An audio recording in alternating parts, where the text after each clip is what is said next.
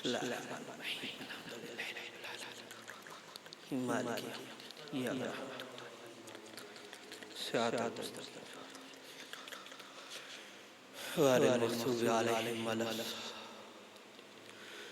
صلوات علی محمد وعلی محمد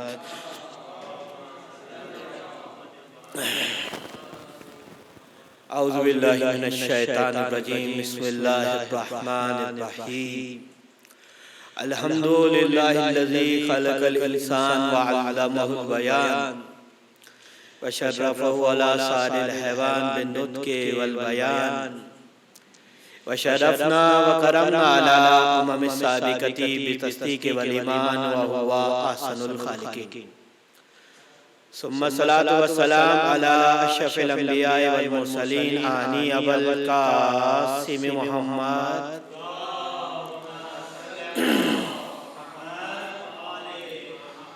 خاتم النبیین وآلہ الطیبین الطاہرین المعصومین اما بعد فقد قال اللہ سبحانہ فی کتاب مبین فہو اصدق الصادقین بسم اللہ الرحمن الرحیم فَإِنَّ خَيْرَ الزَّادِ التَّقْوَى وَاتَّقُونِ يَا أُولِي الْأَلْبَابِ صلوات علی محمد وعلی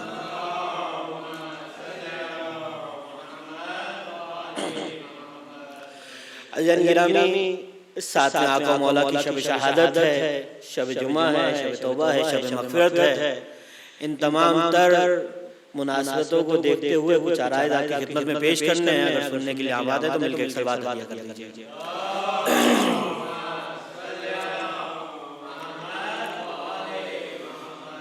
عزیزان گرامی خداوند متعال قرآن کریم میں سورہ بقرہ میں ارشاد فرماتا ہے کہ بے تین زادرہ جمع کرو۔ نہ صرف یہ بتلایا کہ بے تین زادرہ جمع کرو آصف صاحب، بلکہ یہ بھی بتلایا کہ بے تین زادرہ کیا ہے۔ فَإِنَّ خَيْرَ الزَّادِ التَّقْوَى، بے تین زادرہ تقوی ہے اور مجھ سے ڈرتے رہو۔ عزیزان گرامی دیکھیے، آپ نے اکثر اور بیشتر علماء سے، خطباء سے، ذاکرین سے بہت ساری ایسی روایتیں، بہت سارے ایسے واقعات، بہت ساری ایسی حدیثیں سن رکھی ہیں، بہت سارے اعمال ہیں، ماہ رجب ہے کہ اگر یہ اعمال کیے جائیں واجبات کے علاوہ تو جو ہے فشار قبر سے انسان محفوظ ہو جاتا ہے۔ صحیح صدقہ ہے اور بہت سارے سلسلے ہیں۔ اسی طرح بہت ساری ایسی چیزیں ہیں، ایسے اعمال ہیں، ایسے احادیث ہیں، ایسے واقعات ہیں، آپ نے سنے ہیں کہ اگر ان چیزوں پہ عمل کیا جائے تو انسان کے برزخ کا سفر آسان ہو جاتا ہے۔ اسی طرح آپ نے بہت ساری ایسی روایتیں، حدیث، واقعات سنے ہیں کہ اگر ان پہ عمل کیا جائے تو میدان محشر کا دن جو سخت ترین دن ہے وہ آسان ترین ہو سکتا ہے۔ وہ دن کون سا دن ہے؟ کانا مقدارہ 50,000 سنۃ۔ وہ دن ہے کہ جس کی مقدار 50,000 سال کے برابر ہے۔ مشکل ترین دن ہے، لیکن یہ اعمال کیے جائیں گے تو آسان ترین ہو جائے گا۔ لیکن معاملہ یہ ہے کہ خود قبر اس کی بھی ایک حقیقت ہے، خود برزخ اس کی بھی ایک حقیقت ہے۔ میدان محشر، پل صراط، اس کے ساتھ مختلف سطرے، ان چیزوں کی بھی حقیقت ہے۔ عام طور پر ان پہ بات کم ہوتی ہے۔ اس کا ایک سبب یہ ہے کہ مومنین بس اوقات ایسی چیزوں کو سننے کے بعد پریشان ہو جاتے ہیں۔ میں چاہتا ہوں کہ آج شب جمعہ ہے، مجلس کے پہلے حصے میں اس حوالے سے کچھ بات کی جائے۔ یہ جو روایت آپ کو میں سنانے جا رہا ہوں، اس روایت میں ان خرابیوں کا تذکرہ ہے، ان برائیوں کا تذکرہ ہے۔ بہت توجہ سنیے گا۔ جو خرابیاں، جو برائیاں ہر ایک میں موجود ہو سکتی ہیں، لیکن ساتویں امام کے چاہنے ماننے والے میں موجود نہیں ہو سکتی۔ وہ خرابیاں ہیں، وہ پریشانیاں ہیں، وہ بیماریاں ہیں، روحانی بیماریاں۔ لیکن اس روایت میں مشکل یہ ہے کہ یہ روایت مکمل نہیں ہے۔ روایت مکمل، مثلا نہج البلاغہ، جو موجودہ ترتیب ہے نہج البلاغہ کی، اس کا جو تیسرا خطبہ ہے، خطبہ شکشکیہ، دیکھیے ویسے تو پوری نہج البلاغہ کا مطالعہ کیجئے، لیکن کم سے کم خطبہ شکشکیہ کو ضرور پڑھیے۔ یہ آج جو نئے سے نئے سلسلے جوانوں کے ذہنوں کو خراب کرنے کے لیے نئے سے نئے معاملات ذہنوں میں ڈالے جاتے ہیں عقائد کے اعتبار سے، ان تمام چیزوں کا بہترین جواب دیا ہے مولا نے اپنے اس خطبے میں، خطبہ شکشکیہ تیسرا خطبہ۔ اسے ضرور پڑھیے بڑے بہترین انداز سے، وہ تاریخی حقیقتیں جنہیں آج جھٹلایا جاتا ہے، امام نے اس پہ بات کی ہے۔ یہ خطبہ مکمل نہیں ہے، یہ خطبہ مکمل نہیں ہے۔ اچھا بات سے بات ملی تو سنتے جائیے۔ نہج البلاغہ کا یہ خطبہ تو دور کی بات، 90% ایسے خطبات ہیں جو مکمل نہیں ہیں۔ آپ کہیں گے کیا ہو گیا؟ آصف صاحب کہیں گے مولانا جب تک نجف نہیں گئے تھے اچھے خاصے تھے، نجف جانے کے بعد کیا ہو گیا؟ عجیب عجیب تحقیقات پیش کر رہے ہیں۔ دیکھیے یہ میری تحقیق نہیں ہے، بلکہ خود سید رضی ان کی محنتیں ہیں نا، انہوں نے نہج البلاغہ پڑھی ہے نا، انہوں نے ہر خطبے کے ابتدا میں ایک ہیڈنگ لگائی ہے، وَمِن کَلَامٍ، مولا کے کلام کا ایک حصہ، ایک ٹکڑا۔ صحیح ہے؟ پورا خطبہ نہیں ہے۔ اب سوال یہ پورا خطبہ کیوں نہیں لکھا بھائی؟ صحیح ہے؟ اب دیکھیے سید رضی کا جو ٹارگٹ تھا، جو ہدف تھا، جو مقصد تھا، وہ مولا کی فصاحت و بلاغت ان کے چاہنے والوں تک پہنچانا تھا۔ وہ کوئی حدیث کی کتاب تھوڑی لکھ رہے تھے کہ حدیث کی کتاب لکھیں پورا کا پورا سلسلہ ہو، جو چیز لکھیں گے وہ اوتھینٹک ہوگی، جو نہیں لکھیں گے اس کا مطلب وہ صحیح نہیں ہے۔ وہ تو ایک فصاحت و بلاغت کو پہنچانا چاہتے تھے، اس وجہ سے پورے خطبے نہیں لکھے گئے۔ اب کوئی سوال کر لے مجھ سے کہ اگر مولا کے پورے خطبوں کو پڑھنا ہو تو کیا کیا جائے؟ تو ایک اور اس کے بعد کتاب لکھی گئی مستدرک نہج البلاغہ۔ صحیح ہے؟ موجودہ نہج البلاغہ کی تقریباً 10 کتابیں ہیں، 10 جلدیں ہیں اس کی، مستدرک نہج البلاغہ۔ اس میں مولا کے پورے خطبے۔ اچھا مولا کے دو خطبوں کا بہت تذکرہ ہوتا ہے، ایک وہ خطبہ جس میں الف نہیں ہے، آپ نے بہت سنا ہوگا، ہاں پورا خطبہ الف نہیں ہے، مولا ہے کلام الامام امام الکلام، ہاں لیکن آپ کو نہج البلاغہ میں نہیں ملے گا یہ خطبہ امام کا نہج البلاغہ، یہ آپ کو مستدرک نہج البلاغہ میں ملے گا۔ اسی طرح مولا کا خطبہ پورے خطبے میں نقطہ نہیں ہے، یہ آپ کو نہج البلاغہ میں نہیں ملے گا۔ یہ کہاں ملے گا؟ یہ آپ کو مستدرک نہج البلاغہ میں ملے گا۔ اچھا یہ تو وہ تھے نا بات جو مولا نے مکمل کیے تھے، لیکن سید شریف نے مکمل نہیں لکھے۔ اب دو خطبے ایسے ہیں جو خود مولا نے مکمل نہیں کیے، وہ کون سے؟ ایک خطبہ شکشکیہ، یہ مولا نے کیوں نہیں مکمل کیا؟ شکشکیہ کسے کہتے ہیں؟ اونٹ کے غصے کی خاص کیفیت ہوتی ہے، اس کیفیت میں اونٹ کے منہ سے گوشت کا ایک حصہ باہر نکلتا ہے، اسے عربی میں شکشکیہ کہتے ہیں۔ صحیح؟ تو ایک وقت جب علی و جناب سیدہ پہ بہت مظالم ہو رہے تھے تو مولا نے جلال کی کیفیت میں خطبہ ارشاد فرمایا، جلال کی کیفیت میں، اور اس میں تمام سلسلوں کا تذکرہ کیا کہ کس کس نے ہم پہ کیا کیا مظالم کیے، بہترین خطبہ۔ لیکن خطبہ دینے کے درمیان سے ایک شخص کھڑا ہو گیا، اس نے ایک سوال کر لیا، امام نے خطبے کو روکا، اس کے سوال کا جواب دیا۔ اب ابن عباس تو جانتے ہیں نا، ابن عباس تو جانتے ہیں وہ خطبہ، جملے کی قدر کیجیے گا، وہ خطبہ جس میں امام کا میٹر ہو کتنا میٹر کرے گا؟ ہاں امام تو جانتے ہیں اس بات کو۔ تو ابن عباس کہنے لگے مولا وہ خطبہ مکمل کیجیے۔ تو امام نے کہا دیکھو بات یہ ہے، وہ ایک غصے کی کیفیت تھی، ایک جلال تھا، اب وہ کیفیت نہیں ہے، اب وہ خطبہ قیامت تک مکمل نہیں ہوگا۔ تو یہ تو ایک خطبہ ہو گیا جو امام نے مکمل نہیں کیا۔ امام کا ایک اور خطبہ سنیے، خطبہ حمام۔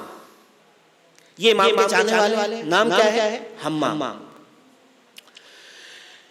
امام کے ساتھ چلتے ہوئے راستے میں ایک سوال کر لیا، ہاں ہوتا ہے مجلس ختم ہوئی مولانا سے ایک سوال کر لیا، سوال کرنے والے کا مقصد یہی ہوتا ہے مختصر سے جواب ملے گا، چلتے ہوئے بات ہو رہی ہے تو مولا بھی چل رہے تھے، امام نے مختصر جواب سوال کر لیا کہ مولا مختصر سے جواب دیں گے۔ اب سنیے خدا کی قسم، آج ہم ساتویں امام کی مجلس میں بیٹھے، میں عرض کروں گا کہ امام نے چاہنے والے کا کیا معیار بتایا۔ جیسے امام نے سوال کیا نا مولا کائنات سے کہ مولا آپ بتائیے علی کی نظر میں علی کا چاہنے والا کیسا ہونا چاہیے؟ مولا نے باقاعدہ خطبہ ارشاد فرمایا، ایسا خطبہ ارشاد فرمایا، ایسی کیفیت آئی کہ حمام نے چیخ ماری زمین پہ گرا، چیخ ماری زمین پہ گرا۔ مولا نے جیسے اٹھایا حمام گزر چکا تھا۔ بتائیے مجھے مولا بتا رہے ہیں اب یہی کم و بیش وجہ ہے جو روایت میں پیش کرنے جا رہا ہوں، روایت مکمل نہیں ہے. جیسے حمام والا خطبہ مکمل نہیں ہوا، اسی طرح کا کوئی سبب ہے یہ روایت کیا ہے؟ روایت یہ کہ چھٹے امام کے پاس ایک چاہنے والا آیا، کہنے لگا کہ مولا قرآن میں ہم نے دیکھا ہے کہ قرآن میں اللہ ارشاد فرماتا ہے کہ جب حضرت اسرافیل سور پھونکیں گے، حضرت اسرافیل 2 بار سور پھونکیں گے، پہلی بار پھونکیں گے تمام کے تمام لوگ مر جائیں گے، اس کے بعد پھر سور پھونکیں گے لوگوں کو جلانے کے لیے، زندہ کرنے کے لیے. ٹھیک. اچھا جب دوسری بار پھونکیں گے اس وقت آپ کے اور میرے امام کی حکومت ہوگی انشاءاللہ. کب مولا ہم دیکھتے ہیں قرآن میں کہ اللہ کہتا ہے جب حضرت اسرافیل سور پھونکیں گے دوسری مرتبہ لوگوں کو اٹھانے کے لیے اور میدان محشر میں لوگوں کو لایا جائے گا تو ایک ساتھ ساروں کو لایا جائے گا. ایسا نہیں ہے ایک ایک کر کے لایا جائے گا، ایسا نہیں ہے، بلکہ گروہوں کی صورت میں لایا جائے گا. یہ سوال ہے راوی کا، قرآن کی آیت ہے کہ جو میدان محشر میں لوگ آئیں گے وہ جو ہے وہ گروہوں کی صورت میں ہوں گے. تو راوی کہنے لگا مولا جب بلایا جا رہا ہے تو ایک اٹھایا جا رہا ہے تو ایک ساتھ اٹھایا جا رہا ہے، مارا ایک ساتھ جا رہا ہے، تو میدان محشر میں گروہوں کی صورت میں کیوں بلایا جا رہا ہے؟ یا تو ایک ایک کر کے بلایا جائے یا پھر جو یہ ہے کہ ایک ساتھ سب کو بلا لیا جائے. یہ گروپس کیوں بنائے؟ سوال سمجھ میں آ رہا ہے؟ سوال کیا کیا راوی نے؟ اگر سمجھ میں آ رہا ہے تو سوال کر دیا کر دیجیے.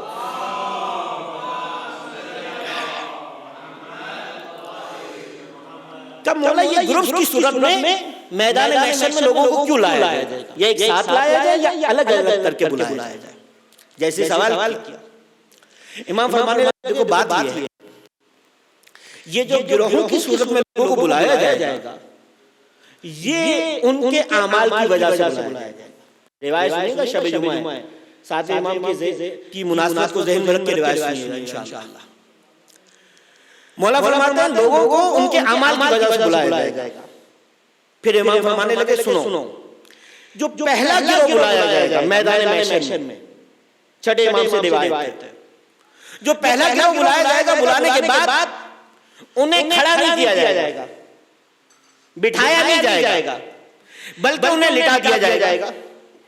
صحیح ہے بھائی، لیٹ دیا. پہلے تو بڑے خوش ہوں گے کہ بھائی اچھا ہے میدان محشر جس کے بارے میں کیا ہے کانا مقدار 50,000 سنۃ، 50,000 سال کا دن ہے، اچھا ہے بھائی لٹا دیا گیا. کہا پہلے تو لٹایا جائے گا پھر وہ حسرت کریں گے کاش ہمیں کھڑا کر دیا جاتا. اچھا سنیے امام فرماتے ہیں لٹانے کے بعد ان میں سے ہر ایک کے سر پہ ایک ملک کھڑا ہوگا. چھٹے امام سے روایت ہے، واقعہ کوئی کہانی نہیں سنا رہے، روایت سنا رہے.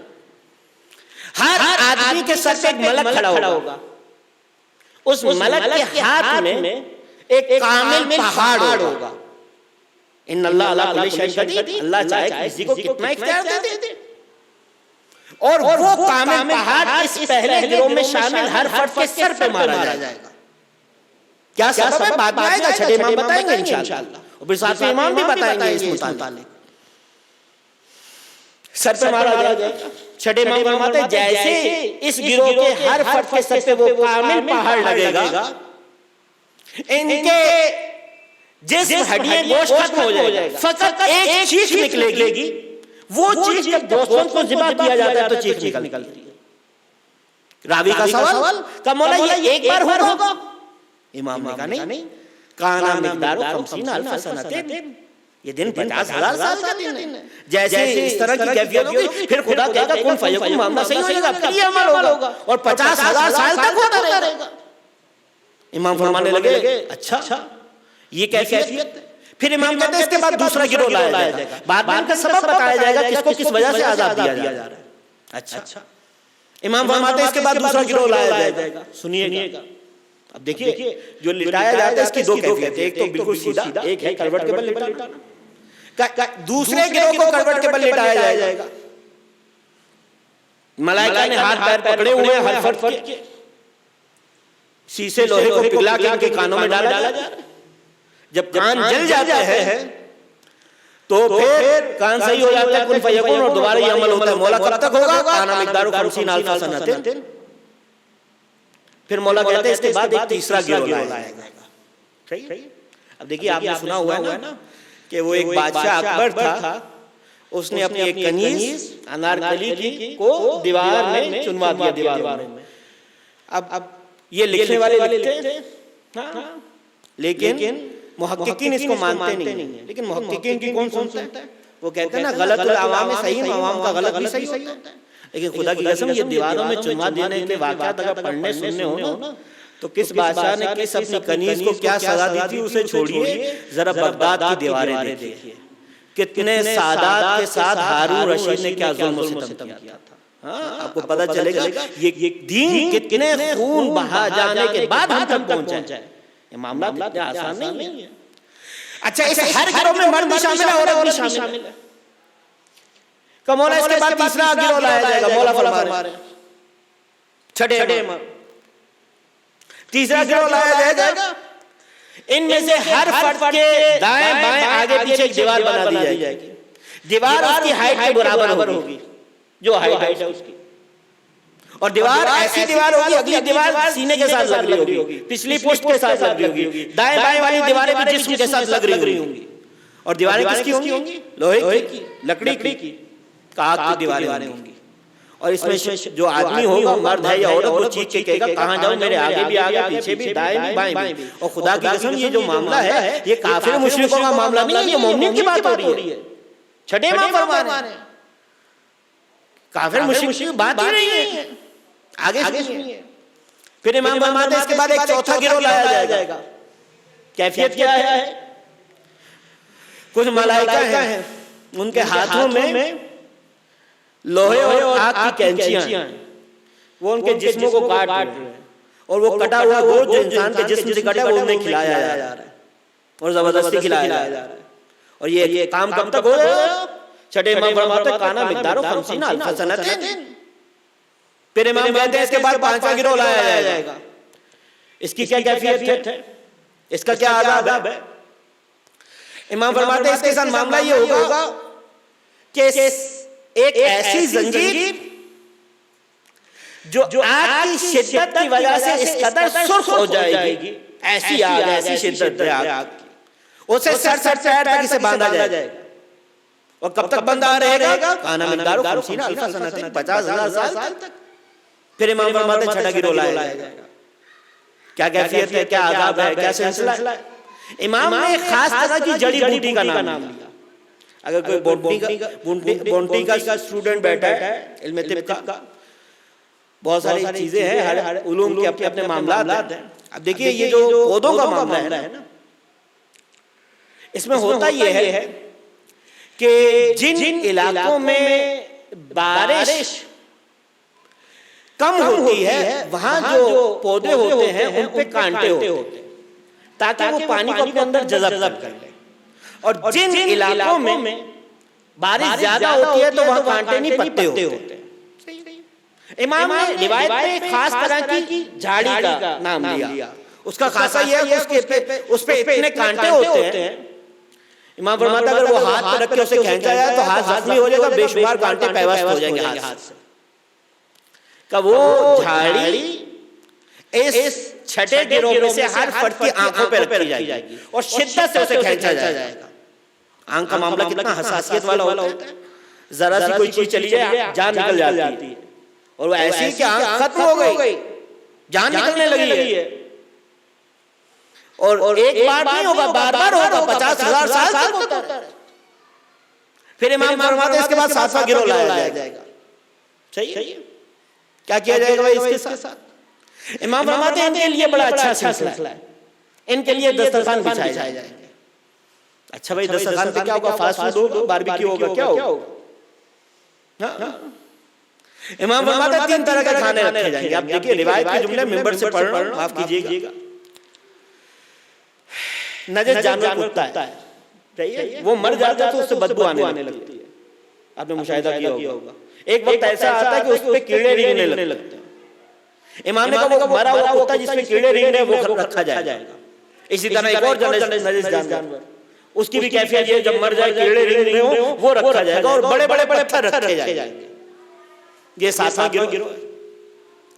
اس کے بعد امام فرماتے ہیں 8واں گروہ لایا جائے گا. مل کے ایک صلوات دیا کر دیجیے.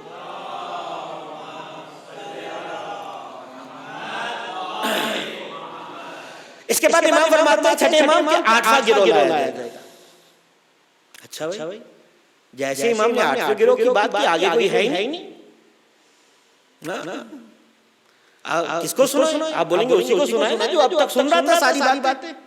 اس کی تو ہمت ہے، وہ تو اللہ بھلا کرے اس نے ساتھ سنی، ہم تو ایک بھی نہیں سننا چاہ رہے تھے، لیکن ہمت نہیں ہو رہی تھی اٹھ کے جانے کی. بہرحال تو جیسے اس نے ساتھ سنے، چیخ ماری زمین پہ گرا حمام کی طرح. عرض کیا تھا آپ کے سامنے، امام نے اٹھایا لیکن الحمدللہ زندہ تھا. حمام والا معاملہ نہیں ہوا. امام نے کہا وہ خیریت؟ کہ مولا مزید نہیں سن پاؤں گا. اب وجہ بتلائیے کہ یہ سزائیں کس وجہ سے تھی. میں نے عرض کیا یہ وہ روایت ہے، وہ خرابیوں کا تذکرہ ہے جو ہر ایک میں پائی جا سکتی ہیں، لیکن ساتویں امام کے ماننے والے میں پائی نہیں جا سکتی.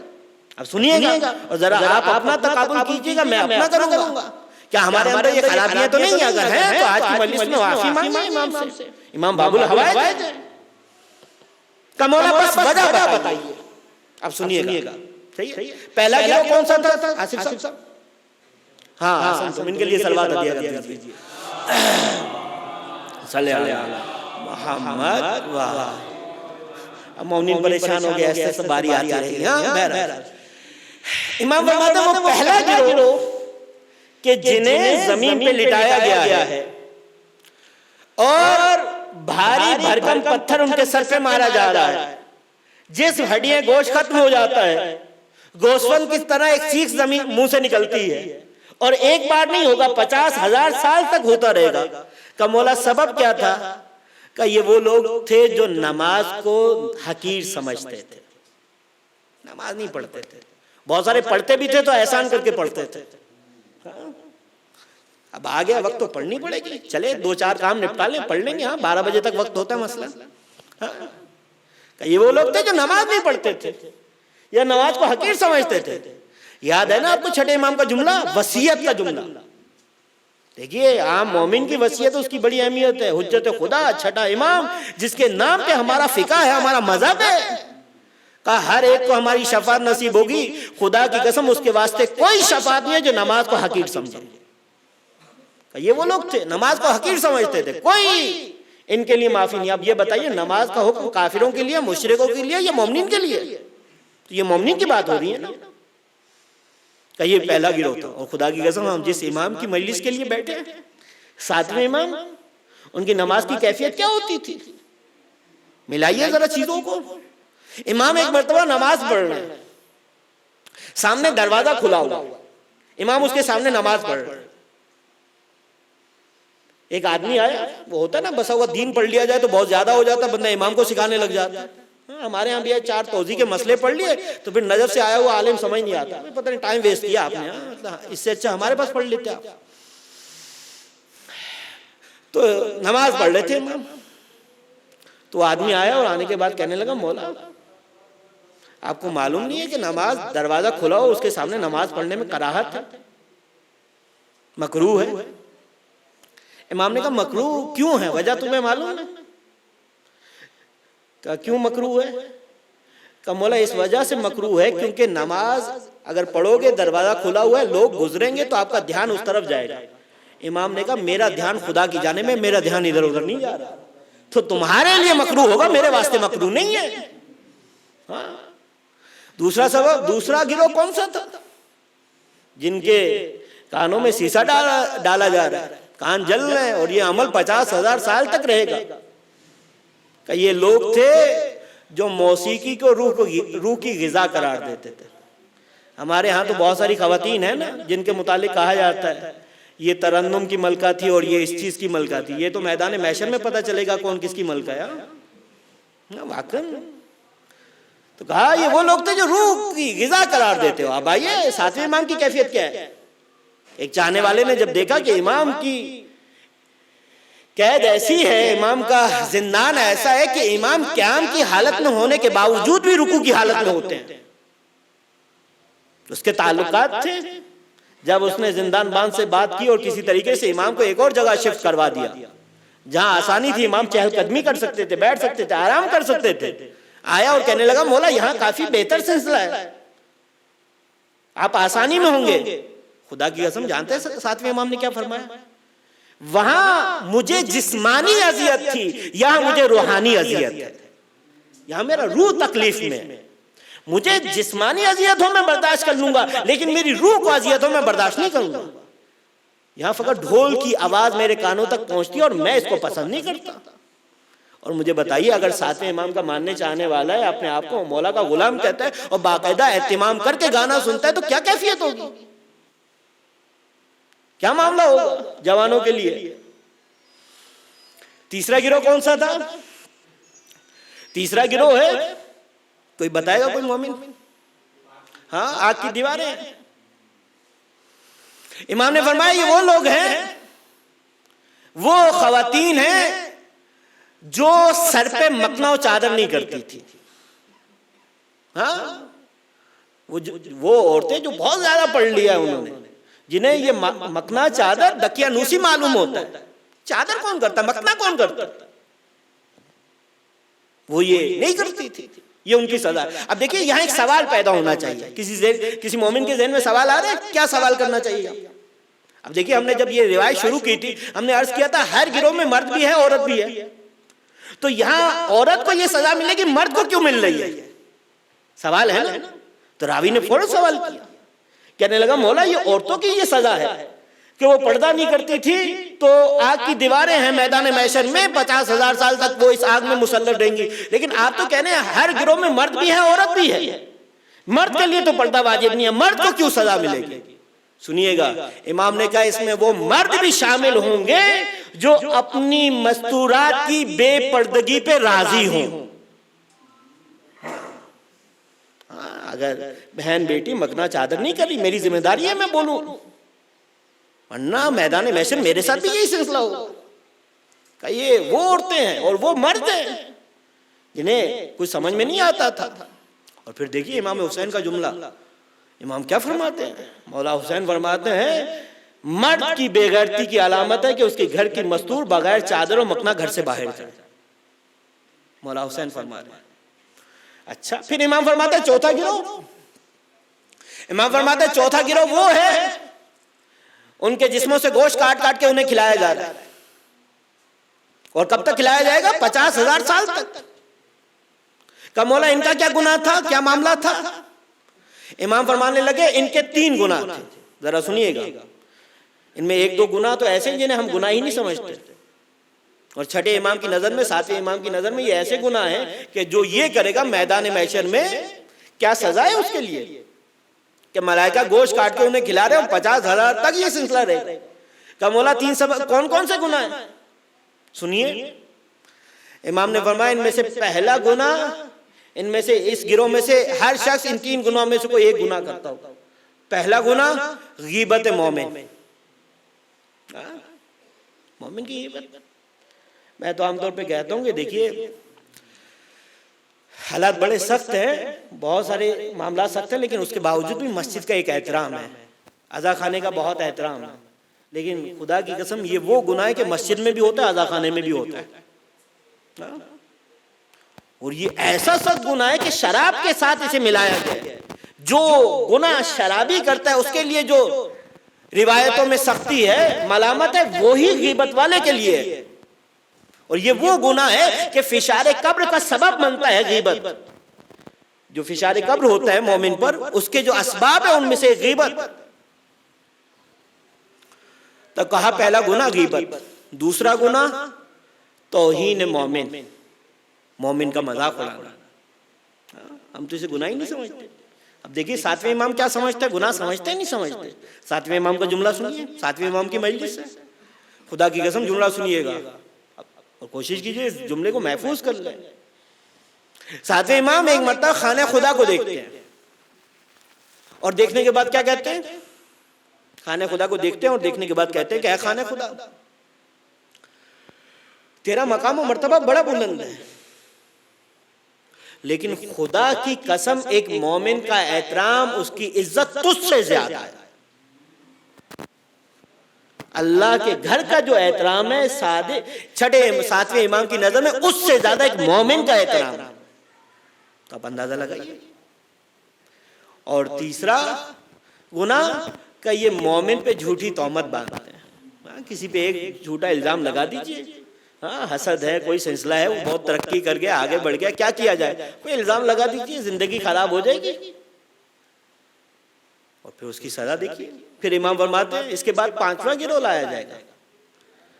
5واں گروہ ہے, اس کا گناہ کیا ہے؟ سر سے پیر تک زنجیروں میں باندھا ہوا ہے. اور کب تک باندھا رہے گا؟ 50,000 سال تک. کیا گناہ ہے؟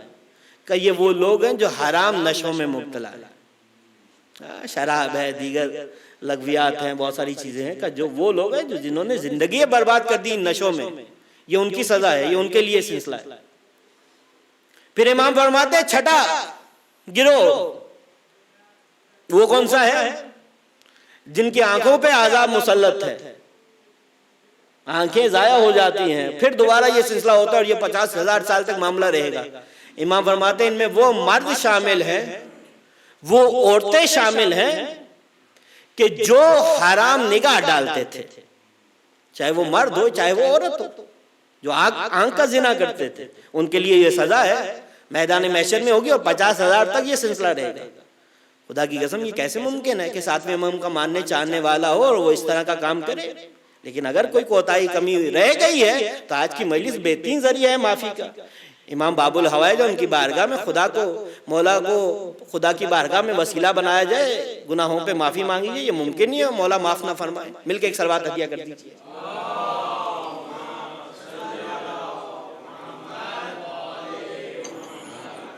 ساتواں اور آخری سنیے. امام فرماتے ہیں وہ 7واں گروہ کہ جن کی سزا کیا ہے؟ جن کے لیے دسترخوان لگائے گئے ہیں. اور دسترخوان کیسے ہیں؟ کہ جس میں مرا ہوا کتا پڑا ہے, سور پڑا ہے اور بڑے بڑے پتھر ہیں, اور انہیں کھلائے جا رہے ہیں, اور جو نہیں کھاتا زبردستی کھلایا جاتا ہے. اور خدا کی قسم روایت کا الفاظ ہے اگر کوئی کہہ کرتا ہے گرا دیتا ہے, اس نکلے ہوئے کو کھلایا جاتا ہے. کیا سبب ہے؟ امام فرماتے ہیں یہ وہ لوگ ہیں جو دنیا میں رزق حرام کھایا کرتے تھے. رزق حرام, جن کا حلال و حرام کا کوئی فرق ہی نہیں تھا. ہمارے ہاں 2 لوگ ہوں, دونوں جو ہے وہ سرکاری نوکریاں کر رہے ہوں, ایک بہت ترقی کر جائے رزق حرام کے ذریعے سے اور دوسرا بیچارہ پیچھے رہ جائے, تو کہتے ہیں کہ اسے تو کام ہی نہیں آتا. اس آدمی کو کام ہی نہیں آتا, دیکھو یہ ماشاءاللہ کہاں سے کہاں پہنچ گیا, بیوقوف ہے یہ آدمی. اور خدا کی قسم روایت کا الفاظ ہے کہ جنت میں ان لوگوں کی اکثریت ہوگی جنہیں دنیا میں لوگ بیوقوف سمجھتے تھے کہ بھئی اسے کام ہی نہیں آتا, ایسے تھوڑی پیسہ بنتا ہے, بہت سارے سلسلے کرنے پڑتے ہیں. حلال حرام کا خیال رکھیں گے ترقی تھوڑی ہوگی. پھر دیکھیے پھر میدان محشر میں جو ترقی ہوگی. مل کے ایک صلوات ہدیہ کر دیجئے.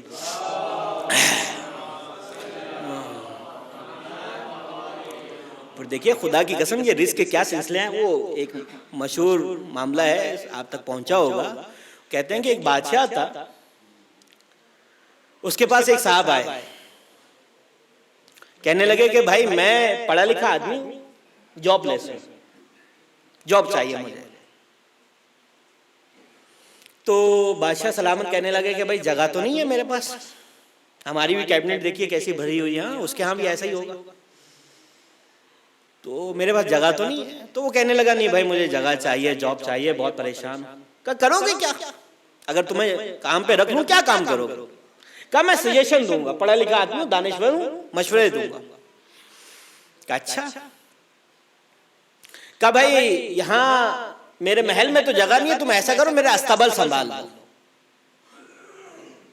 یہ صاحب چلے گئے استبل سنبھالنے کے لیے, جاب چاہیے تھی. کچھ دنوں کے بعد بادشاہ کا وزٹ ہوا, بادشاہ نے استبل دیکھا, بڑے اچھے طریقے سے مینج کیا ہوا بندے نے. بادشاہ بڑا خوش ہوا, اندر آیا, تعریف کی کہ بھائی بہت اچھے طریقے سے تم نے چیزوں کو مینج کیا. کہ بس آپ نے کام لیا, ذمہ داری دی, کوشش کی اسے اچھے انداز سے پورا کروں. اچھا. تو اس وقت بادشاہ کے قریب بادشاہ کا نسلی گھوڑا تھا. بادشاہ نے ایسے ہی پوچھ لیا کہ بھائی یہ بتاؤ, تم تو کہتے ہو تم بڑے پڑھے لکھے آدمی ہو, میرے اس گھوڑے کے متعلق تمہارا کیا خیال ہے؟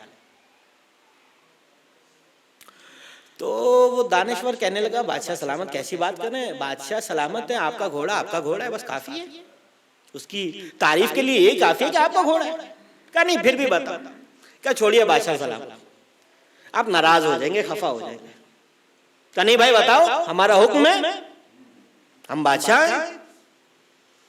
کہا بادشاہ سلامت اگر جان کی امان پاؤں نا، اگر آپ مجھے امان نامہ دیں گے، ماریں گے نہیں، سزا نہیں دیں گے، آپ کا گھوڑا سب کچھ ہے لیکن نسلی گھوڑا نہیں ہے۔ سنا؟ کہا یہ کیسے؟ کوئی برہان دو، دلیل دو، یہ کیسے بات کر دی تم نے؟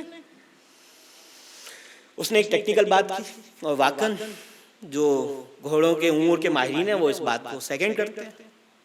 کہا دیکھیے بادشاہ سلامت، جو نسلی گھوڑا ہوتا ہے وہ جب گھاس اٹھاتا ہے اور جب چباتا ہے نا تو منہ آسمان کی طرف کرتا ہے، اور دیکھیے اس کا معاملہ برعکس ہے، تو یہ نسلی گھوڑا نہیں ہے۔ کہا بات تو اس کی ٹیکنیکلی صحیح ہے، جس پارٹی سے گھوڑا لیا تھا انہیں کال لگائی، بھائی تم نے ہمیں ہی چیٹ کر لیا۔ ہاں تو انہوں نے کہا کہ بھائی دیکھیے بادشاہ سلامت، ہماری مجال، ہمیں اس ملک میں رہنا ہے، اس ریاست میں رہنا ہے، ہم آپ کے ساتھ ایسا تھوڑی کر سکتے ہیں۔ کہا بھائی تم نے گھوڑا دیا، اس میں یہ عیب ہے، اور یہ عیب بتا رہا ہے کہ یہ نسلی نہیں ہے، کوئی ایسی چیز جو تم نے بتائی نہ ہو۔ کہا بادشاہ سلامت بات یہ ہے کہ گھوڑا تو واقعا نسلی ہے، لیکن ایک چیز جو تھی وہ ہم سے تھوڑی خراب ہوگی، اس کی وجہ سے یہ عیب آ گیا ہوگا۔ کہا وہ کیا؟ کہا جب گھوڑا پیدا ہوا تو اس کی ماں مر گئی تھی، تو مجبوراً ہم نے اسے گائے کا دودھ پلایا، تو وہ جیسے گائے کے دودھ میں نقص تھا، عیب تھا، رتبے کے اعتبار سے وہ نقص اس میں منتقل ہو گیا۔ تو عزیزان گرامی، جب اگر اولاد کو رزق حرام کھلایا جائے گا نا، تو جہاں بھی بھیج دیا جائے، نجف و کم بھی بھیج دیا جائے، وہ حرام نظر آئے گا، وہ حرام نظر آئے گا۔ اچھا بادشاہ خوش ہوا، بھائی کہنے لگا بھائی تم تو کافی قابل تعریف آدمی ہو، چلو بھائی میرے محل میں چلو۔ اب یہ صاحب محل میں آ گیا۔ کچھ دنوں کے بعد بادشاہ سلامت نے کہا کہ بھائی یہ بتاؤ میری زوجہ کے متعلق تمہارا کیا خیال ہے؟ کہا بادشاہ سلامت کیسی باتیں کر رہے ہیں، آپ کا نمک کھایا ہے، آپ کی زوجہ بس کافی ہے۔ کہا نہیں بتاؤ۔ کہا نہیں بادشاہ، میں اپنا سامان اٹھاتا ہوں، جب تک رزق تھا آپ نے دیا، وَمَن يَتَوَكَّلْ عَلَى اللَّهِ فَهُوَ حَسْبُهُ۔ کہا نہیں ہم بادشاہ ہیں، ہاں تمہیں نہیں معلوم، نہیں ماریں گے، بتاؤ۔ کہا بادشاہ سلامت جان کی امان پاؤں تو یہ ہے کہ آپ کی زوجہ سب کچھ ہوگی لیکن خاندانی عورت نہیں ہے۔ کہا وہ کیسے؟ کہا دیکھو بادشاہ سلامت، جب سے میں محل میں آیا ہوں نا، جب بھی دیکھا ہے آپ کی زوجہ کو نوکروں سے لڑتے ہی دیکھا ہے۔ خاندانی آدمی ہر آدمی سے الجھ لیتا ہے، اپنے سے نیچے والے سے کبھی نہیں الجھتا۔ تو اس کا مطلب کیا ہوا بھائی؟ اب نتیجہ بھی لیتے جائیے، اولاد کو رزق حلال کھلا دینا کافی نہیں ہوگا، تربیت بھی کرنی پڑے گی۔ ہاں ہم نے رزق حلال کمایا، بچوں کو کھلا دیا، بس کافی نہیں، اس کے حلال کے بعد ہمیں تربیت بھی کرنی ہوگی۔ اگر تربیت میں معاملہ خراب ہوگا تو معاملہ اولاد میں بھی برعکس نکلے گا۔ اچھا بادشاہ سلامت نے کہا کہ بھائی بات تو صحیح ہے، اور میری زوجہ کا معاملہ تو یہی ہے کہ نوکروں سے بہت لڑتی ہے۔ اب اس نے اپنے سسرال رابطہ کیا، بھائی خیریت تو ہے، تمہاری بیٹی پہ یہ نقص نکلا، خیریت؟ اس نے کہا بادشاہ سلامت صحیح ہے، تم بھی بادشاہ ہوگے، ہم بھی بادشاہ ہیں، بھائی ایسی بات نہیں ہے، ہماری بیٹی ہے۔ کہا بھائی یہ نقص کیسے آیا؟ آنا تو نہیں چاہیے، کوئی ایسی چیز کہاں؟ ایک معاملہ تھا۔ اب سنیے گا، تربیت کی کمی، چاہے اولاد کو رزق حلال کھلائیے، تربیت میں کمی رہے گی، اولاد میں وہ عیب رہے گا، نظر آئے گا۔ کہا معاملہ یہ تھا، ہمارے یہاں بیٹی پیدا ہوئی، ایک ہمارے دوست تھے، نسل کے اعتبار سے، خاندان کے اعتبار سے چھوٹے لوگ تھے، ہم نے بیٹی کی تربیت ان کے سپرد کر دی۔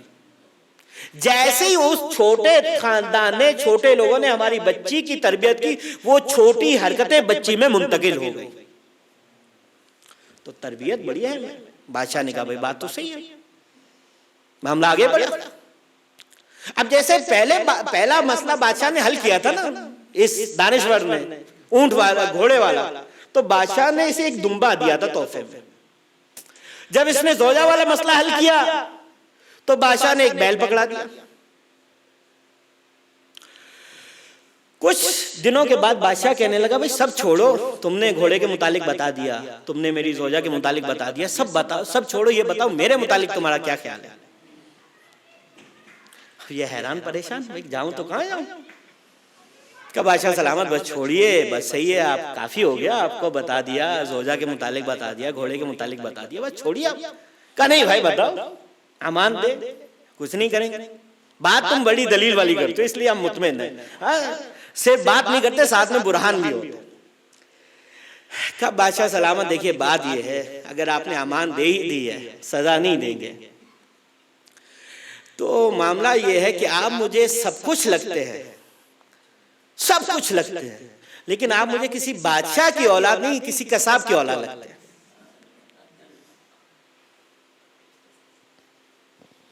بادشاہ آگ بگولا ہو گیا، بھئی کیسی بات کر رہے ہو، ہاں تم تو بہت فری ہو گئے ہمارے ساتھ. ہاں کہاں ہم بادشاہ اور کہاں قصاب. کا وجہ کہ دیکھو بادشاہ غور سے سنیے گا، پہلا تھا بچے کو رزق حلال کھلائیے، دوسرا کیا ہے بچے کی تربیت کیجئے. صرف رزق حلال کافی نہیں ہے، تربیت پہ دھیان دیجئے. کہا دیکھیے بادشاہ سلامت، کسی کے چہرے پہ، ماتھے پہ، پیشانی پہ نہیں لکھا ہوتا اس کا تعلق کس خاندان سے. بندے کی عطا بتاتی ہے اس کا تعلق کس خاندان سے. اگر آپ واقعاً بادشاہ ہوتے، آپ مجھے ہیرے دیتے، جواہر دیتے، موتی دیتے، پتہ چلتا آپ بادشاہ تھے، بادشاہ ہیں. آپ مجھے کبھی بیل پکڑا رہے ہیں، کبھی دمبا پکڑا رہے ہیں. ہاں تو یہ عطا جو ہے کسی بادشاہ کی نہیں ہوتی. تو عزیزان گرامی نتیجہ یہ نکلا کہ آپ اولاد کو رزق حلال کھلائیے، اس کی اچھی تربیت کیجئے، پھر اپنے بچے کو حقیقی معنوں میں اہل بیت اطہار کا ماننے چاہنے والا بنا کے اس کے اندر دینے کا جذبہ ڈالیے. ہاں مل کے ایک صلوات ہدیہ کر دیجئے.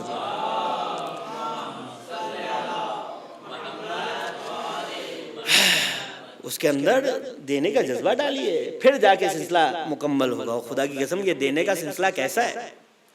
ایک کتاب ہے تاریخ کوفہ و فضائل، کوفہ کی تاریخ اور اس کے فضائل کے اعتبار سے.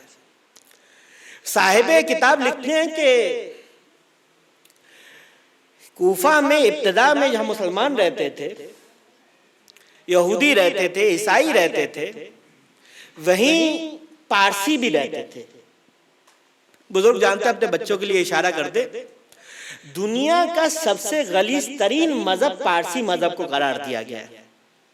اس کی وجہ کیا ہے؟ ان کے ہاں محرم کے ساتھ شادی کرنا مذہب کے اعتبار سے جائز ہے. ان کے ہاں دو خدا ہوتے ہیں، اچھائی کا خدا الگ ہے، برائی کا خدا الگ ہے. دینے کی بات ہو رہی ہے، ہاں ساتویں امام کی مجلس ہے. تو صاحب کتاب لکھتے ہیں کہ کوفہ ہی میں ایک مومن کو رسول خدا خواب میں آیا اور آ کے کہنے لگے کہ اگر تمہارے ذمے کوئی کام لگایا جائے تو کرو گے؟ کہ رسول خدا آپ کا امتی ہو، جان قربان ہے، حکم کیجئے. کہ دیکھو تمہاری گلی کا جو چھٹا مکان ہے نا وہاں چلے جاؤ، صاحب مکان سے بولو کہ ہم نے بچی کی دعا سن لی ہے، حوالہ دے دیا میں نے، ہم نے بچی کی دعا سن لی ہے، میں تمہاری جنت کا ضامن. صبح ہوئی، اٹھا، اب پریشان ہے. بات یہ ہے کہ وہ جو چھٹا مکان ہے وہ کسی گناہگار مسلمان کا نہیں ہے، کسی عیسائی کا نہیں ہے، کسی یہودی کا نہیں ہے، بلکہ ایک پارسی کا ہے. اور پارسی بھی کیسا ہے؟ ایسا پارسی ہے کہ کچھ دن پہلے اس کے ہاں شادی تھی. شادی کی کیفیت کیا تھی؟ اس کے گھر سے بارات نکلی ہے، واپس اسی کے گھر آئی. بیٹے کی شادی بیٹی سے کی ہے. کیسا غلیظ ترین آدمی ہے. سوچنے لگا سرکار اس کے متعلق تو ایسا حکم نہیں دے سکتے، شاید مجھے سننے میں کوئی مشکل ہوئی ہو. سو گیا. اگلی شب پھر سرکار نے یہی حکم دہرایا. اگلا دن پھر کشمکش میں جاؤں نہیں جاؤں. اس عمل کی وجہ سے مسلمانوں نے اس کا سوشل بائیکاٹ کیا ہوا ہے. کوئی مسلمان اس سے ملتا نہیں ہے، کوئی اس کے یہاں آنا جانا نہیں. دوسرا دن اسی کشمکش میں گزرا، تیسرا دن گزرا، چوتھی شب حسب معمول سرکار آئے تو جلال تھا. کیسے آدمی ہو؟ کہتے ہو جان قربان ایک چھوٹا سا کام نہیں کرتے. اب تو کوئی معاملہ ہی نہیں ہے نا, سرکار کا حکم ہے, جلال کی کیفیت, چل پڑا. اچھا یہ بھی خدشہ ذہن میں موجود ہے کہ اگر یہ میں نے سرکار کا پیغام پہنچایا, کہیں نعوذ باللہ سرکار کی توہین نہ کرے, احانت نہ کرے. کیسا آدمی ہے بھائی, اس سے کیا بعید ہے, کچھ بھی کر سکتا ہے. پہنچا اس کے گھر, دروازے پہ دستک دی, دروازہ کھلا, کہا بھائی کام ہے 2 منٹ اندر بلا لو. کہا جاؤ. کہا بھائی میرے نبی نے مجھے حکم دیا کہ میں تم سے یہ کہہ دوں کہ ہم نے بچی کی دعا سن لی ہے, ہم تمہاری جنت کے ضامن ہیں. جیسے اس نے سنا, اب اس نے سر جھکایا ہوا مومن مسلمان میں کہ پتہ نہیں آگے سے کیا کیا. جیسے کہا تو وہ پارسی کہنے لگا اشہد ان لا الہ الا اللہ و اشہد ان محمدن عبدہ و رسولہ. حیران ہو گیا, میں کیا سوچ رہا تھا, یہ کیا کہہ رہا ہے. کہا بھائی خیریت, تم میرے نبی کا کلمہ پڑھ لو. کہا بھائی خیریت, تمہارا نبی نہیں ہے وہ میرا نبی بھی ہے, میں نے بھی کلمہ پڑھ لیا ہے. کہا بھائی ہوا کیا, دینے کی بات کر رہے تھے اہل بیت اطہار کی سیرت میں. ارے امام کوئی سائل آتا ہے تو خالی نہیں جاتا, شب جمعہ بھی ہے.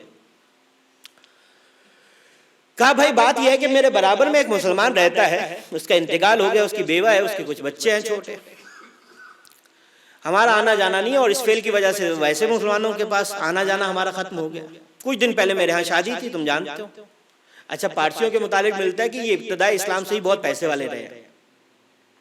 کہ میرے ہاں شادی تھی, کوفہ کے باہر سے مہمان آ رہے تھے, اور میں دیکھ رہا تھا, کھانے کی دیکھ بھال بھی کر رہا تھا, کسی طرح کی کوتاہی نہ رہے. طباخ کھانا بنا رہے تھے اور مہمانوں کو ویلکم بھی کر رہا تھا. وہ دیوار جو میری اور اس مسلمان کی مشترکہ دیوار تھی, میں اس کے قریب کھڑا تھا کہ برابر سے ایک بچی جس کا سن 4 یا 5 برس کا تھا, وہ بچی اپنی ماں سے کہنے لگی کہ ماں آج تو بہت بھوک لگی ہے, جب سے باپ مرا مسلمانوں نے تو ہمیں بھلا دیا ہے, لیکن آج امید ہے کچھ آئے گا. کہ وہ کیسے؟ کہ دیکھو برابر میں کھانا بن رہا ہے, خوشبو آ رہی ہے, تو ہم اس کے پڑوسی کچھ بھیجے گا. تو ماں کہنے لگی دیکھو وہ ایسا کافر مشرک ہے, وہ اگر بھیجے گا بھی تو ہم نہیں لیں گے. ایمان دیکھ رہے ہیں, غربت ہے, فقر ہے, لیکن ایمان کی کیفیت اپنے مقام پہ, ہم نہیں لیں گے. بچی کی یہ بات وہ کہتے ہیں میرے دل پہ لگی. میں نے ایک مسلمان طباخ کو بلایا, میں نے کہا بھائی جلدی سے 2-4 کھانے بنا دو, جتنی جلدی بنا دو گے اتنی اجرت ملے گی. اس نے کھانے بنائے. میں کنیز کو لے کے اس کے دروازے پہ پہنچا, دروازے پہ دستک دی, وہ خاتون نکلی بیوہ. میں نے کہا کہ بھائی ہمارے ہاں شادی ہے, خوشی ہے, میں چاہتا ہوں تم پڑوسی ہو, تم بھی شریک ہو جاؤ. خاتون نے تھوڑا ہچکچاہٹ کا مظاہرہ کیا, میں سمجھ گیا. میں نے کہا دیکھو مجھے معلوم ہے ہمارے ہاتھ کا تم لوگ کھاتے نہیں ہو, یہ ایک مسلمان ہے, اسی سے میں نے بنوایا ہے, آپ تصدیق کر سکتے ہو. اب اس کے بعد کوئی حجت نہیں تھی, اس نے لے لیا. اب آپ کو پتہ چلے گا اس بچی کا تعلق اس خاندان سے. کہ جیسے ہی وہ کھانا لے کے آگے بڑی دیگر بچوں میں تقسیم کرنے کے لیے, وہ بچی جس کی بات میں نے سنی تھی وہ دروازے پہ کھڑی رہی. وہ بچی کہنے لگی ان مسلمانوں سے اچھا تو یہ کافر و مشرک ہے, میں اپنے جد رسول خدا سے کہہ کے اسے جنت دلوا دوں گی. میں اپنے جد رسول خدا سے کہہ کے اسے جنت دلوا دوں گی. کہا اس بچی کا کہنا تھا اور تم آ کے پیغام پہنچا رہے ہو کہ سرکار نے اس کی بات سن لی. خدا کی قسم دیکھیے. اور دیکھیے ہمارے یہاں یہ نماز وحشت قبر جو ہے, اس کا سلسلہ بہت زیادہ ہونا چاہیے, اچھی بات, لیکن ہمارے ہاں یہ روایت ادھوری پڑھی جاتی ہے, مکمل نہیں پڑھی جاتی. روایت کیا ہے؟ روایت سنیے. ایک دن رسول خدا فرمانے لگے کیا تم چاہتے ہو کہ میں تمہیں کوئی ایسا عمل بتاؤں کہ تمہارا مرنے والا فشار قبر سے محفوظ ہو جائے؟ اور سرکار نے فرمایا یاد رکھو اگر کوئی مومن فشار قبر سے محفوظ ہو گیا تو اس کی برزخ بھی آسان ہو جائے گی, اس کا میدان محشر بھی اس کے واسطے آسان ہو جائے گا, پل صراط بھی آسان ہو جائے گا. پہلی شب جو ہے بڑی اہمیت کی حامل ہے. اصحاب نے کہا بالکل رسول خدا بتلائیے. رسول خدا فرمانے لگے اگر تم چاہتے ہو کہ تمہارا مرنے والا فشار قبر, شب جمعہ تمہارا مرنے والا عذاب قبر سے, فشار قبر سے محفوظ ہو جائے, تو پہلی شب جتنا ہو سکتا ہے اس کے نام کا صدقہ دو. صحیح ہے. ہمارے ہاں نماز وحشت کا سلسلہ اتنا زیادہ ایسا لگتا ہے نماز وحشت پہلے صدقہ بعد میں, اگرچہ اس کے برعکس معاملہ ہے. جیسے سرکار نے فرمایا ایک آدمی کھڑا ہو گیا، کہنے لگا رسول خدا آپ تو فرماتے ہیں کہ مسلمانوں میں، اسلام میں امیر اور غریب میں کوئی فرق نہیں ہے، یہاں تو فرق واضح ہو رہا ہے۔ تو رسول کہنے لگے وہ کیسے؟ کہا آپ کہہ رہے ہیں صدقہ دو، یہاں تو کھانے کے لالے پڑے ہوئے ہیں، خیبر سے پہلے حالات بڑے سخت تھے۔ کہا یا ایک وقت کا کھانا ہے، دوسرے وقت کا کھانا نہیں ہے، کون صدقہ دے گا؟ 10 میں سے ممکن ہے ایک دے سکے، باقی 9 نہیں دے پائیں گے، تو کیا کرے وہ؟ تو سرکار نے فرمایا اگر صدقہ نہیں دے سکتے تو نماز وحشت پڑھو۔ تو پہلے صدقہ ہے، بعد میں نماز وحشت ہے، لیکن اگر ان دونوں کو ملا دیا جائے تو پھر تو نور علی نور ہو جائے گا۔ مل کے ایک صلوات عطیہ کرتے ہیں۔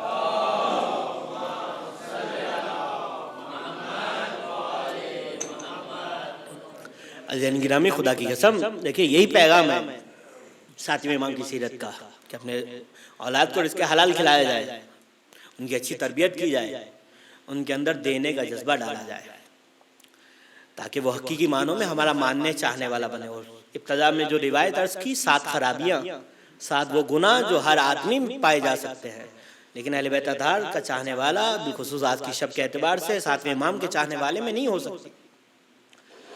عزیزان گرامی، جہاں اہل بیت اطہار کے فضائل ہیں وہاں مصائب کے سلسلے بھی ہیں۔ اور دیکھیے آج باب الحوائج کی مجلس ہے، جو شرعی حاجت ہے اپنی ذہن میں رکھیے گا انشاءاللہ۔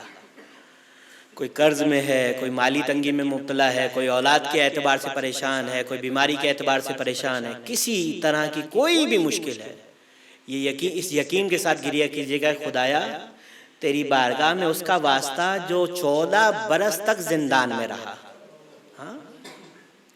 روایت کے الفاظ ہیں کہ امام کا زندان جو تھا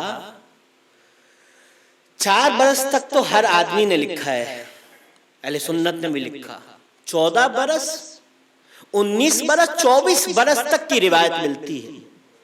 اور زندان ایسا ہوتا تھا نہ دن کا پتہ چلتا تھا نہ رات کا پتہ چلتا تھا۔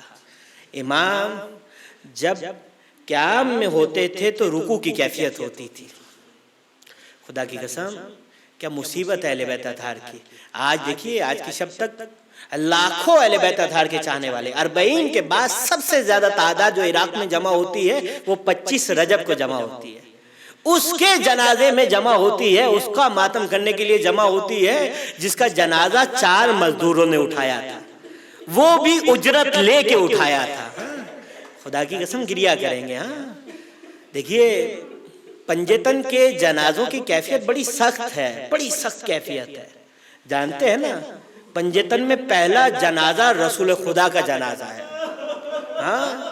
رسول خدا کی امت تمام امتوں میں سے افضل ترین امت ہے۔ غدیر میں 1.5 لاکھ مجمع تھا مسلمانوں کا۔ جانتے ہیں رسول کے جنازے میں کتنے لوگ تھے؟ 11 لوگ تھے۔ بعد میں آنے والے کہنے لگے کہ اے علی آپ نے ہمیں شریک نہیں کیا غسل و کفن میں، مولا نے باقاعدہ خطبہ دیا۔ امام کہنے لگے تمہیں شرم نہیں آتی؟ تم رسول کو چھوڑ کے چلے گئے، رسول خدا کو چھوڑ کے تم چلے گئے؟ میری ذمہ داری نہیں تھی کہ میں ٹھہرتا، تمہاری ذمہ داری تھی کہ تم شریک ہوتے۔ پہلا جنازہ ہے پنجتن کا۔ اور جانتے ہیں دوسرا جنازہ کون سا تھا؟ رسول کے جانے کے بعد 75 دن یا پھر 95 دن۔ خدا کی قسم وہ جملہ کتنا سخت ہے۔ کہتے ہیں کہ ایک مومن کو غصہ آیا، اس نے اپنی زوجہ کو تماچا مارا۔ جیسے ہی یہ معاملہ ہوا 3 دن کے بعد اسے محسوس ہوا کہ مجھ سے خطا ہوئی، معافی مانگی۔ زوجہ کہنے لگی دیکھیے آئندہ بھی ایسا سلسلہ ہو تو کبھی اولاد کے سامنے مجھ پہ ہاتھ مت اٹھائیے گا، ہماری بچی 3 دن سے بخار میں مبتلا ہے۔ اور خدا کی قسم ملتا ہے کہ امام حسن مجتبی مدینے کے گلی میں نہیں جاتے تھے۔ جب کسی نے کہا نا مولا اس گلی میں کیوں نہیں جاتے؟ باب الحوائج کا مصائب ہے، گریہ ہے، شب ہے، خوب گریہ کیجیے گا۔ چھٹے امام فرماتے ہیں جب ہم پہ ماتم کرو آوازوں کو بلند کر کے گریہ کرو۔ کہا مولا کیا ہوگا؟ کہا جو بلند آواز سے گریہ کرے گا میں صادق آل محمد اس کا نام لے کے اس کے حق میں دعا کروں گا۔ خدا کی قسم ماتم کیجیے گا، گریہ کیجیے گا، آوازوں کو بلند کیجیے گا۔ کہا مولا اس گلی میں کیوں نہیں جاتے؟ کہا اس گلی میں وہ بے حیا رہتا ہے جس نے میری ماں پہ ہاتھ اٹھایا تھا۔ عزیزان گرامی یہ دوسرا جنازہ ہے پنجتن کا۔ تیسرا جنازہ مسلمانوں کا اعتراض ہے نا کہ ہمیں بلایا نہیں جاتا، ہمیں شریک نہیں کیا جاتا، رسول خدا کے مرتبہ وقت ہمیں شریک نہیں کیا گیا تھا، جناب سیدہ کے وقت رات کی تاریخی میں غسل و کفن ہو گیا، نماز جنازہ ہو گیا، ہمیں شریک نہیں کیا گیا۔ تیسرا جنازہ علی کا تھا۔ خدا کی قسم جانتے ہیں سیدہ کے جنازے میں کتنے لوگ تھے؟ 4 افراد تھے، 4 افراد۔ اور سیدہ کے جنازے کے بعد جب علی کا جنازہ اٹھا نا تو علی نے وقت آخر وصیت کی، اے حسنین تم پیچھے سے اٹھانا، آگے سے میرا جنازہ خود بلند ہو جائے گا۔ فقط 2 افراد تھے۔ تیسرا جنازہ، اور مسلمانوں کو اعتراض ہے کہ ہمیں بلایا نہیں جاتا۔ خدا کی قسم پنجتن کا چوتھا اور مسلمانوں کے حوالے کیے جانے والا پہلا جنازہ حسن مجتبیٰ کا جنازہ تھا کہ آؤ مسلمانوں یہ جنازہ ہے، تمہارے رسول کے فرزند کا جنازہ ہے، نواسے کا جنازہ ہے، ذرا شان و شوکت سے اس کی تدفین کر دو۔ جانتے ہیں کیا ہوا؟ خدا کی قسم اتنے تیر برسے، خدا کی قسم کوئی کتنا ہی غریب ہو اگر گھر سے جنازہ چلا جاتا ہے نا پھر واپس نہیں آتا، یہ حسن کے نصیب ہے، جنازہ جاتا ہے پھر واپس آتا ہے۔ جناب زینب ام کلثوم اپنے ہاتھوں سے تیر نکالتی ہے اور کہتی جاتی ہے ہماری ماں نے تو چکیا پیس کے پالا تھا۔ خدا کی قسم ماتم کریں گے، گریا کریں گے۔ یہ 4 جنازے ہو گئے پنجتن کے، اب 5واں جنازہ سنیں گے۔ 5واں جنازہ ہے مولا امام حسین کا۔ خدا کی قسم جانتے ہیں نا چوتھے کے جسم میں تیر تھے، 5ویں کا جسم تیروں پر تھا۔ ہاں، اور مسلمانوں نے آقا حسین کے جنازے پہ اتنے گھوڑے چلائے، اتنے گھوڑے دوڑائے کہ جناب زینب کو پوچھنا پڑ گیا کیا تو ہی ماں جایا حسین ہے؟ کیا تو ہی حسین ہے؟ خدا کی قسم۔ اور آج جس کے ماتم کے لیے جمع ہوئے ہیں امام موسیٰ کاظم، خدا کی قسم کیا مظلومیت ہے۔ ایک چاہنے والا آیا زندان بان کے پاس، کہنے لگا میں تمہیں کچھ پیسے دیتا ہوں، بس مجھے امام کی زیارت کروا دے، امام زندان میں امام کو دیکھ لوں گا، میرا دل خوش ہو جائے گا۔ زندان بان راضی ہوا، کہنے لگا چلا جا، وہ سامنے دیکھ تیرا امام ہے۔ خدا کی قسم جیسے ہی چاہنے والا جاتا ہے نا امام کو دیکھتا ہے، چیخ مار کے واپس آتا ہے، کہتا ہے میں نے امام کا کہا تھا یہ تو کوئی کپڑا پڑا ہے، یہ تو کوئی کپڑا محسوس ہوتا ہے، یہ امام نہیں ہے۔ کہا یہی تیرے امام ہے۔ خدا کی قسم امام کو مختلف زندانوں میں رکھا گیا۔ میں نے عرض کیا 4 سال سے لے کے 24 سال کا عرصہ ملتا ہے۔ آخری جو زندان تھا وہ ابن شائق کا زندان تھا۔ خدا کی قسم بڑے احتیاط سے الفاظ کا استعمال کروں، سمجھ خود جائیے گا۔ یہ جہاں امام پہ بڑے ظلم کرتا تھا نا ابن شائق، خدا اس پہ لعنت کرے، ایک ظلم یہ کرتا تھا، سنیے گا اور ماتم کیجئے گا۔ خدا کی قسم ایک ظلم آپ کے 7ویں امام پہ یہ کرتا تھا، ہر روز امام پہ ہاتھ اٹھاتا تھا۔ خدا کی قسم روایت میں ملتا ہے کہ ہر روز یہ امام پہ ہاتھ اٹھایا کرتا تھا، امام کو اذیت دیا کرتا تھا، امام کو تکلیف دیا کرتا تھا۔ بڑے ظلم ہوئے آپ کے امام پہ۔ اور پھر جب ایک ایسا وقت آیا کہ امام کے سامنے کھجور پیش کیے گئے، ہاں امام جانتے ہیں اس میں زہر ہے، امام نے 2 کھجور اٹھائے، کہنے لگا کہ مولا کچھ اور لے لیجئے۔ امام بڑی حسرت سے کہنے لگے جب 2 سے تیرا کام ہو جائے گا تو مجھے مزید کے لیے کیوں مجبور کرتا ہے؟ خدا کی قسم کہتے ہیں امام کی کیفیت یہ تھی، 3 روز میں امام کا رنگ تبدیل ہو گیا۔ جب تیسرے دن طبیب کو بلایا گیا نا، امام نے اس کے سامنے ہاتھ کیا، کہا مولا بتائیے کیا ہوا؟ کہا تو طبیب ہے، تو بتا میری کیفیت کیا ہے؟ کہا مولا آپ کی کیفیت یہ ہے کہ آپ کے جسم میں خون ختم ہو گیا ہے، خون ختم ہو گیا۔ اب جب امام کا وقت آخر آیا نا، خدا کی قسم امام کی 24 بیٹیاں ہیں، 24 بیٹیاں ہیں جو مدینے میں بیٹھی اس انتظار میں کبھی تو بابا واپس آئیں گے۔ جو بیٹیوں والے خدا سلامت رکھے، بیٹی کی بڑی محبت ہوتی ہے، 20 سے زیادہ امام کے بیٹے ہیں۔ جب وقت آخر آیا نا، امام نے مدینہ کا رخ کیا، کچھ وصیتیں کرنے لگے، اجازت امامت سے امام رضا سن رہے تھے، امام کی آنکھوں میں آنسو آنے لگے۔ بیٹیوں نے بڑی حسرت سے دیکھا، کہا بھیا کیا ہوا؟ کہا بھیا کیا ہوا؟ امام رضا کہنے لگے بہنوں، اے معصومیکم، اے میری بہنوں، وقت آخر ہے، ہمارے بابا کو زہر دے دیا گیا، وقت آخر ہے، ہمارے بابا کو زہر دے دیا گیا۔ خدا کی قسم جناب معصوم کم کو آج فرصت دیجیے گا. بی بی کی بڑی حسرت تھی, میں بابا سے ملنا چاہتی ہوں, بڑی حسرت تھی. ایک امام کا چاہنے والا, خدا کی قسم 2 جملے سن لیجئے, میں نے ختم کر دیا مسائل. امام کا ایک چاہنے والا, اس کا نام ہے ابو العطا. جیسے فرزدق ہے اسی طرح ابو العطا مولا کا چاہنے والا ہے. شاعر اشعار کہتا ہے امام کی شان میں. ابو العطا آیا بغداد میں, کسی نے ہارون کو بتایا کہ ابو العطا آیا. آخری روایت خدا کی قسم سنیے گا اور خوب گریا کیجئے گا. آج باب الحوائج کا مسائل ہے, اپنی شرعی حاجات کی قبولیت کے لیے دعا کیجئے گا انشاءاللہ. ابو العطا کا پتہ چلا ہارون کو. ہارون نے کہا ابو العطا کو بلایا جائے. کہا ابو العطا تم تو ادیب ہو, تم تو شاعر ہو, تم نے ہمیں کیوں نہیں بتایا؟ کہا میں اپنی ذاتی غرض کے لیے آیا تھا. کہا جب تم بغداد میں ٹھہرو گے ہمارے ہاں قیام کرنا. رات کو محفل لگتی تھی, ابو العطا غزلیں سناتا تھا, اشعار اپنا کلام سناتا تھا, ہارون خوش ہوتا تھا. ایک دن ابو العطا کہنے لگا, ابو العطا سے ہارون کہنے لگا آج جو تمہاری سب سے مشہور ترین غزل ہے نا, جو شاعری ہے, جو کلام ہے, وہ سنا, اور اس کے بدلے میں جو مانگیں گا میں عطا کروں گا. ابو العطا نے جیسے سنا نا, جو مانگے گا عطا کروں گا. کہا دیکھ لے جو مانگوں گا دے گا. کہا اب تو میرے مولا کو رہا کر دے. ابو العطا کہنے لگا اب تو میرے مولا کو رہا کر دے, میں مدینے سے آیا ہوں, مولا کی بیٹیوں کی بڑی حسرت ہے کہ بابا سے ملاقات ہو جائے. 24 سے زیادہ بیٹیاں ہیں, 20 سے زیادہ بیٹے ہیں آپ کے ساتھی امام کے. تو مجھے کلام سنا, 3 دن کے بعد مولا کو رہائی مل جائے گی. بڑا خوش ہوا, اس نے اپنا کلام پیش کیا. ابو العطا اس کا نام ہے, تاریخ میں جا کے دیکھیے گا. اپنے گھر والوں کے پاس جاتا ہے, اپنے اہل خانہ کے پاس جاتا ہے, کہتا ہے میں نے بہت بڑا کام کیا, آج علی و بطول مجھ سے راضی ہوں گے. کہا کیا کیا؟ کہ مولا کو آج رہائی, مولا کو 3 دن کے بعد رہائی مل جائے گی. اپنی زوجہ سے, اپنی بیٹیوں سے کہنے لگا, خدا کی قسم سنیے گا, اپنی زوجہ اپنی بیٹیوں سے کہنے لگا دیکھو جب مولا کو رہائی ملے گی نا, ہم مولا کو سواری پہ, پہلے سواری کو آمادہ کریں گے, مولا کو بٹھائیں گے, مدینہ سے باہر رک جائیں گے, تم جا کے مولا کی بیٹیوں کو بتانا بابا ملاقات کے لیے آئے ہیں.